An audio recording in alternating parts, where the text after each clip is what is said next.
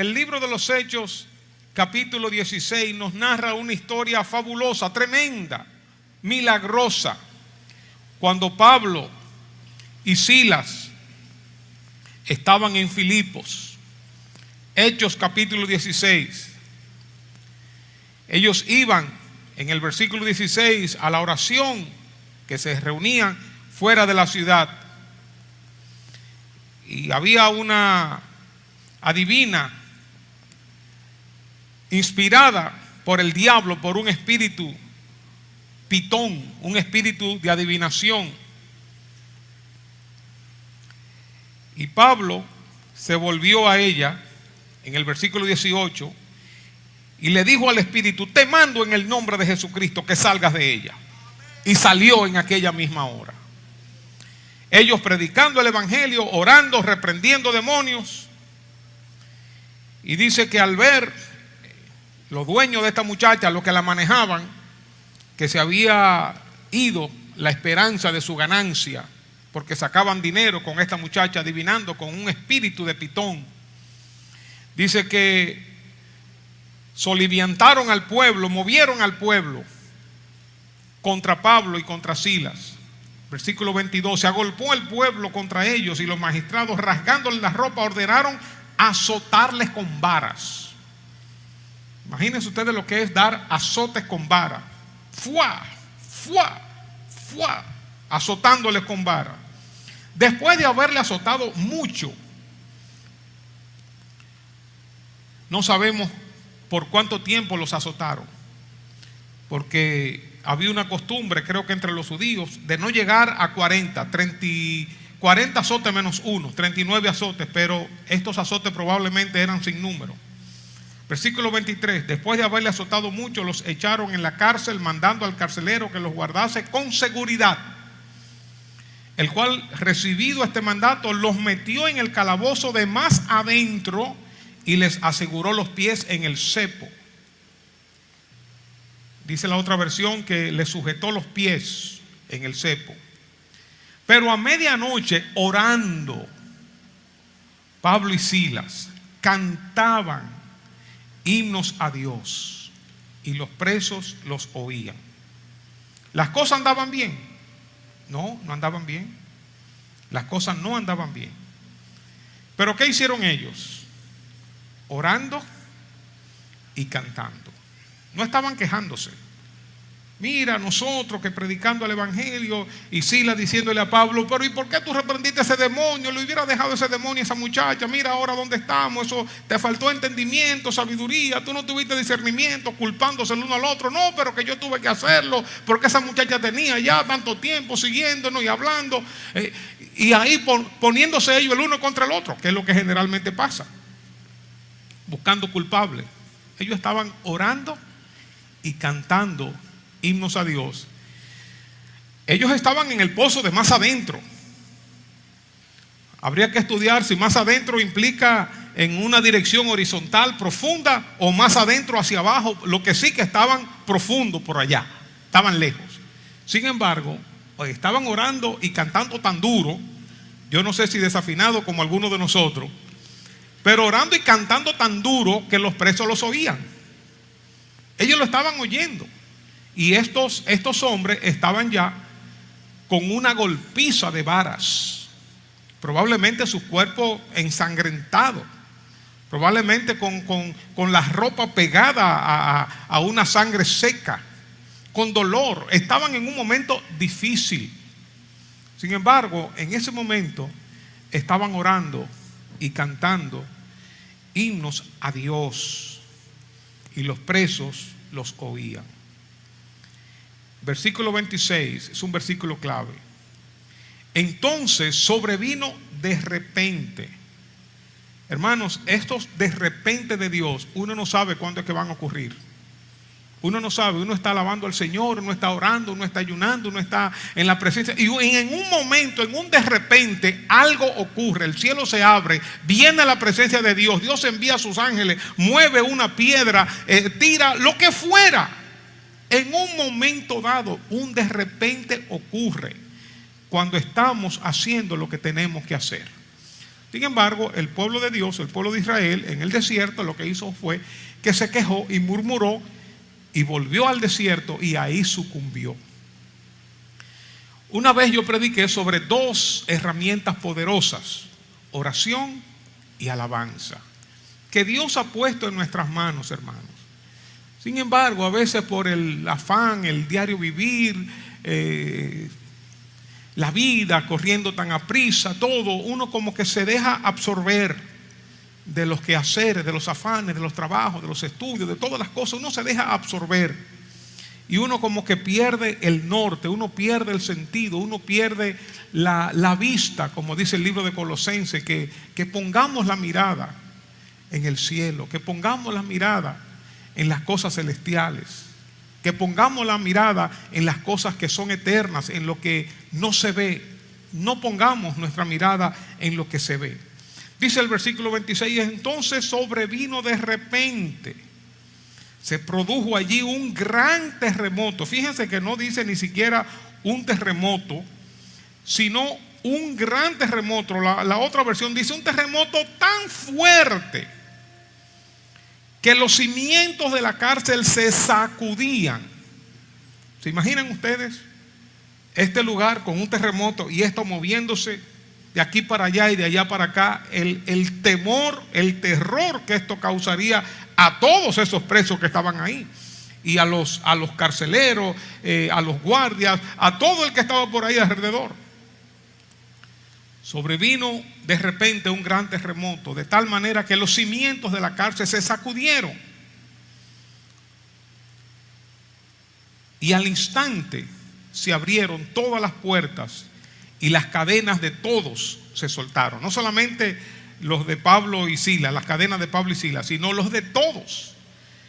El carcelero, despertando, estaba durmiendo, como hacen muchos los vigilantes, ¿verdad? Que uno paga un guachimán, un vigilante, y se pasa la noche durmiendo.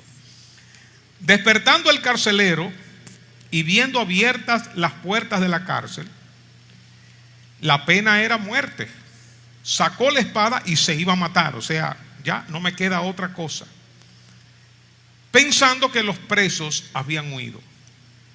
Mas Pablo clamó a gran voz. Parece que Pablo tenía un galillo, clamando a gran voz desde allá de lo profundo donde él estaba, diciendo: no te hagas ningún mal, pues todos estamos aquí.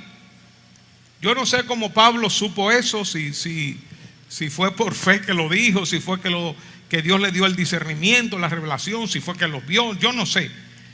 Pero al carcelero a distancia, o quizá él pensó también. Esto es lo que ocurre cuando a un carcelero se le van los presos, lo matan, lo acribillan.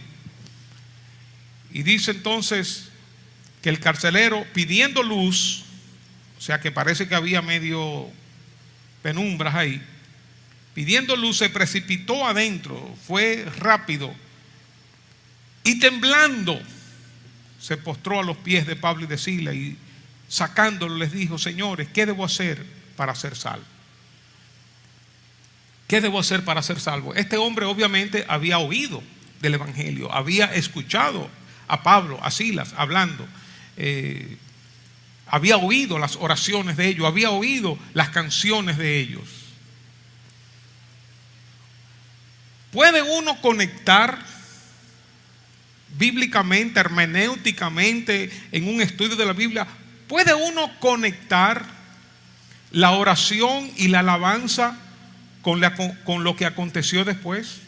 ¿Lo ven ustedes como lógico poder conectar estas cosas? ¿O estos fueron dos hechos independientes? Ellos estaban cantando, adorando a Dios, y por providencia de Dios hubo un terremoto y las cosas sucedieron así. ¿O nosotros vemos una conexión, vemos un vínculo en esto? Yo lo veo, yo no sé ustedes. Yo veo un vínculo, que vino oración, vino alabanza, vino cánticos, agradecimiento a Dios, porque eso es alabanza, agradecimiento a Dios.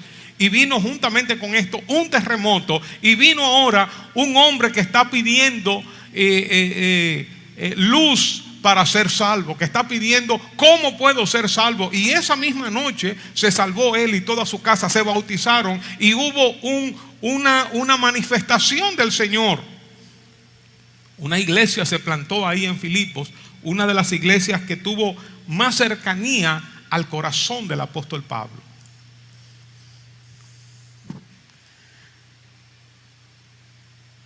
Alguien escribió que la alabanza que se le ofrece directamente a Dios puede producir un terremoto que abra las puertas de la prisión. La alabanza que se le ofrece directamente a Dios puede producir un terremoto en mi vida, en mis estudios, en mi trabajo, en mi salud, en mi familia, en mi matrimonio. Puede producir un terremoto de tal manera que se abran las puertas de la cárcel y las ataduras se rompan y haya una manifestación del poder de Dios a través de la alabanza, a través de la oración. Por eso hoy quisimos iniciar este año con alabanza, con adoración, con intercesión.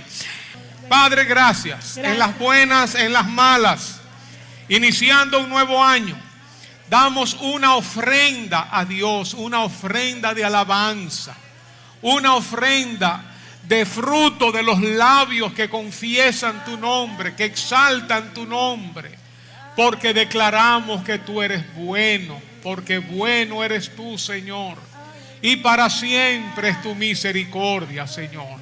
Te adoramos, te exaltamos, te bendecimos.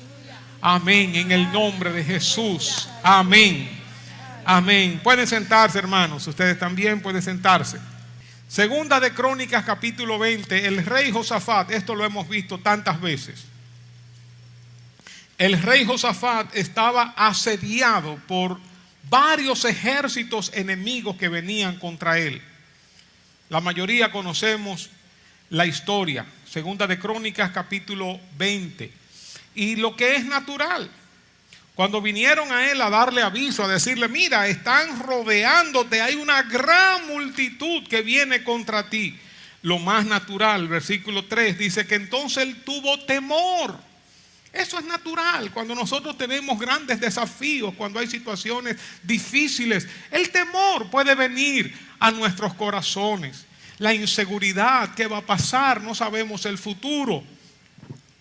Pero ¿qué hizo él? Humilló su rostro para consultar a Jehová e hizo pregonar ayuno a todo Judá. Lo primero, hermano, sin reunir a la gente, ¿qué es lo que vamos a hacer? ¿Cuáles son las alternativas, las cosas positivas, las cosas negativas? Tenemos un desafío, hermanos. Cuando tenemos desafío a nivel personal, con la salud, en el trabajo, con los estudios, en la familia, donde sea, lo primero que hay que hacer es humillar el rostro delante de Dios, orar y ayunar. Es lo primero que hay que hacer, hermanos. Lo primero. Bendito sea Dios. Que dicho sea de paso, estamos coordinando para hacer nuestro ayuno de 21 días en este mes, ¿verdad? Estamos en eso, ¿verdad? Estamos en esto. Para iniciar el año también ayunando, orando, clamando a nuestro Dios. Creo que lo hemos programado para el lunes de arriba, el lunes 16, para coger de ahí en adelante 21 días de ayuno y de oración. Muchas cadenas se rompen, hermano, cuando uno está ayunando, cuando uno está orando, cuando uno está santificándose, purificándose, buscando la presencia del Señor, el Señor hablándonos, revelándonos cosas, revelándonos lo que hay en el corazón, sanando relaciones, restaurando. Mira, hermano, ahí, bueno, como acabamos de ver en el libro de los Hechos, viene un de repente de eso de Dios, un terremoto, se abren las puertas de la cárcel, se rompen las cadenas, muchas cosas comienzan a suceder cuando nosotros oramos, ayunamos, nos humillamos delante de Dios. Dice que Josafat, versículo 3, humilló su rostro para consultar a Jehová y que hizo pregonar ayuno a todo Judá. Se reunieron todos y comenzaron a orar.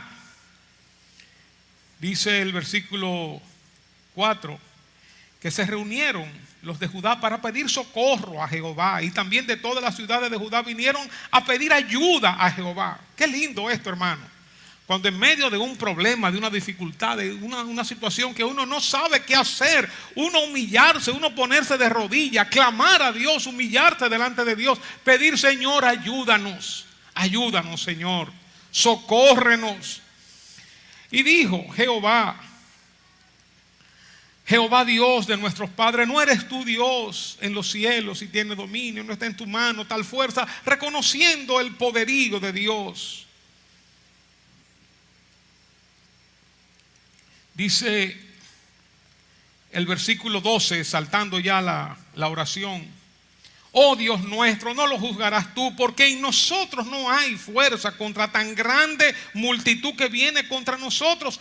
No sabemos qué hacer y a ti volvemos nuestros ojos. Wow. No sabemos qué hacer. No tenemos una solución, no tenemos una alternativa, no tenemos los estrategas. Mira, por aquí, por allá, vamos a poner estos ejércitos aquí delante, vamos a hacer esta estrategia. Ustedes vienen, se acercan al enemigo, vienen corriendo, luego nosotros le caemos en emboscada. No sabemos qué hacer. Se acabó la inteligencia, la sabiduría humana. No sabemos qué hacer. La multitud es tan grande que viene contra nosotros que no hay estrategia que valga. A veces la situación que tenemos es tan grande, hermanos, que uno dice, esto no es un asunto humano, esto no lo resuelve hombre, esto tiene que ser una intervención de Dios. No sabemos qué hacer y a ti volvemos nuestros ojos. Y todo Judá estaba en pie delante de Jehová con sus niños y sus mujeres y sus hijos. Todo el mundo estaba ahí buscando la presencia de Dios. Con los niños estaban ahí. Qué bueno que los niños están hoy aquí, los jóvenes están hoy aquí también.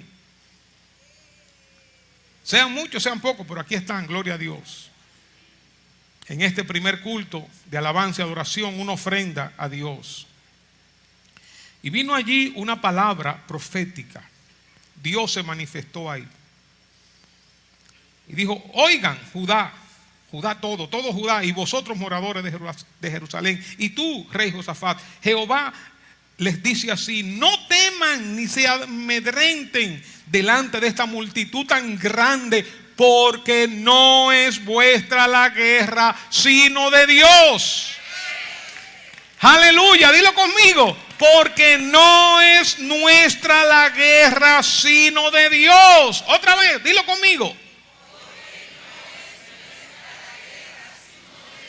sino de Dios. No es nuestra la guerra, lo que estamos peleando, hermanos. Dios, el poderoso gigante, está con nosotros en nuestras luchas, en nuestras batallas, que vienen una gran multitud como la arena del mar a arrollarnos. Hermanos, por grande que veamos el problema, por difícil que veamos el problema, hay un Dios que está por encima de todo problema, de todo ejército, de toda multitud de ejércitos. No importa quién se haya levantado contra ti, no importa los demonios que hayan subido de lo más profundo del infierno, Dios pelea tus batallas. No es nuestra la guerra, sino la de Dios. Versículo 18: entonces Josafat se inclinó rostro en tierra, y asimismo todo Judá y los moradores de Jerusalén se inclinaron rostro en tierra y se postraron delante de Jehová y adoraron a Jehová. Adoraron a Jehová. Fíjense cómo la oración, la alabanza, la adoración corren juntas. Son como trenzas que van unidas. Y se desata un poder milagroso, sobrenatural en nuestras vidas. Pero cuando nos estamos quejando y murmurando y lamentando y culpándonos, mira, hermano, ahí no hay bendición. Ahí la presencia de Dios no viene en eso de repente. En medio de toda esa culpabilidad y esa acusación y esas dudas y ese temor, y que si fuiste tú, que si fui yo, que los 10 espías que vinieron dando un reporte y los otros, ojalá muriéramos aquí. Moisés, ¿por qué nos trajiste aquí? Mire, ahí no se manifiesta los milagros de Dios, ahí no se manifiesta. Ahí se manifiesta el juicio de Dios, como le ocurrió al pueblo de Israel. Versículo 19: y se levantaron los levitas de los hijos de Coat y de los hijos de Coré para alabar a Jehová, el Dios de Israel, con fuerte y alta voz. Con fuerte y alta voz se levantaron para vocear y alabar al Señor con todo su corazón, con todo su ser. Dice la otra versión, para alabar al Señor a voz en cuello. Ellos estaban voceando, gritando, alabando a Dios. Y cuando se levantaron por la mañana, mientras ellos salían, Josafat, estando de pie, dijo: oídme, Judá y moradores de Jerusalén, creed en Jehová vuestro Dios y estaréis seguros, creed en sus profetas y seréis prosperados. Y habido consejo con el pueblo, puso a algunos que cantasen y alabasen a Jehová, vestidos de ornamentos sagrados, mientras salía la gente armada, que dijesen: glorificad a Jehová, porque su misericordia es para siempre. Esa fue la estrategia de Dios. Con todo respeto digo, humanamente hablando, una tontería. Una tontería. Un ejército para ir a pelear contra una multitud grandísima. Ponen a un grupo de gente a cantar y alabar al Señor. Humanamente hablando, eso no es una estrategia de guerra. Pero déjame decirte, Dios te va a dar estrategias que van a parecer una tontería a los ojos humanos. Van a parecer una tontería, pero son las estrategias de Dios para derribar el enemigo, para romper las cadenas en el nombre de Jesús. Dios te las va a dar. Pusieron a un grupo para que cantara y alabara al Señor. Versículo 22. Cuando comenzaron, fíjense, no antes. Cuando comenzaron, porque muchas veces Dios está esperando que nosotros demos el paso para que el río Jordán se abra. Y a veces nosotros queremos: Señor, abre el río que yo voy a cruzar. Mira, yo tengo fe, pero abre el río, Señor, dale para allá, que yo voy a cruzar. El Señor dice: no, da el paso, mójate los pies primero, arriésgate, ten fe, atrévete, lánzate, y yo voy a abrir el río. Cuando comenzaron a entonar cantos de alabanza, Jehová puso contra los hijos de Amón, los enemigos de Moab y del monte de Seir, las emboscadas de ellos mismos que venían contra Judá, y se mataron los unos a los otros. Ellos no tuvieron que hacer nada. Si ustedes siguen leyendo la historia, se van a dar cuenta que ninguno de ellos había escapado. Versículo 25, que hubo muchas riquezas, tanto que no las podían llevar. 3 días estuvieron recogiendo el botín porque era mucho. Y al 4.º día se juntaron en el valle de Beraca, porque allí dijeron a Jehová, porque allí bendijeron a Jehová. Por esto llamaron el nombre de aquel paraje el valle de Beraca hasta hoy. Beraca quiere decir bendición.